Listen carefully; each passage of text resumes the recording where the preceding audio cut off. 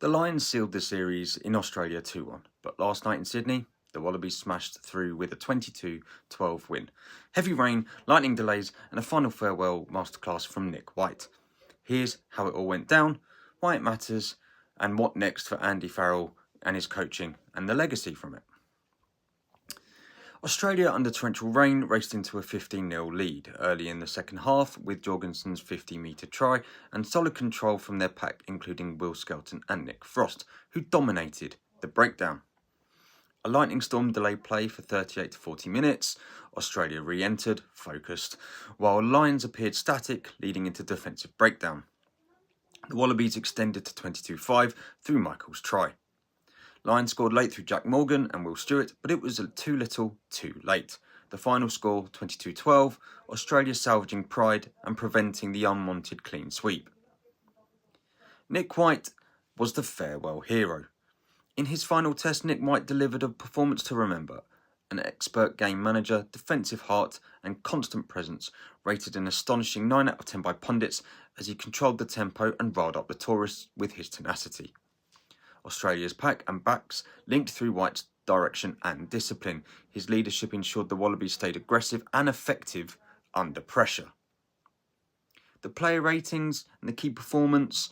The highest rated are the Wallabies, including Nick Frost and Skelton, earned 8 out of 10 for physical dominance. The Lions' ratings were poor. No player higher than 6 out of 10. Byrne and Kinghorn led the effort, but backline, especially Aki, Jones and Russell, struggled in the wet conditions. Injuries, however, did play a part. Maro Itoje, Tommy Freeman and James Ryan were ruled out during the match. Fatigue and lack of match sharpness also, after 8 weeks, probably showed. But what does this all mean? What does this mean for Andy Farrell? He showed frank disappointment. He admitted frustration at not getting the 3-0 clean sweep, calling Australia the better team on the night. Criticism of selection and preparation. Some pundits called the Lions squad the worst since 2005, pointing to an over-reliance on Irish players and little rotation in the tight rotation. I personally feel this is harsh on the squad as a whole. On the lightning delay. Unlike Australia's organised warm-up plan, the Lions appeared disconnected, some players even on phones. Farrell called criticism utter rubbish, saying their strategy came from experts.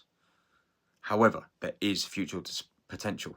Despite the loss, reports have suggested Farrell is open to touring again in 2029. If he returns, he'd match Gatland's 4 tours, but he'd also need to prove he can evolve as a coach and pick those players that are needed for each game. The series win is historic. The first for the Lions in Australia since 2013, Tadhg Beirne was rightly named Player of the Series.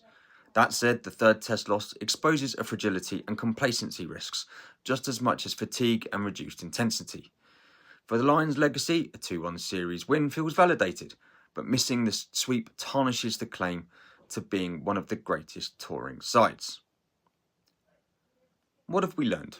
Well, in conclusion, Australia fought back with heart and grit, and Nic White gave the perfect farewell that he deserved. The Lions fell short in a slippery finale, but kept the series win. Andy Farrell emerges with respect, but also real questions around adaptability and detail. Tell me, was the score line a warning from Australia? Should Farrell coach again in 2029, or should he pass the torch? Like, subscribe and hit the bell for more in-depth analysis and post-tour reaction and some more stuff coming soon.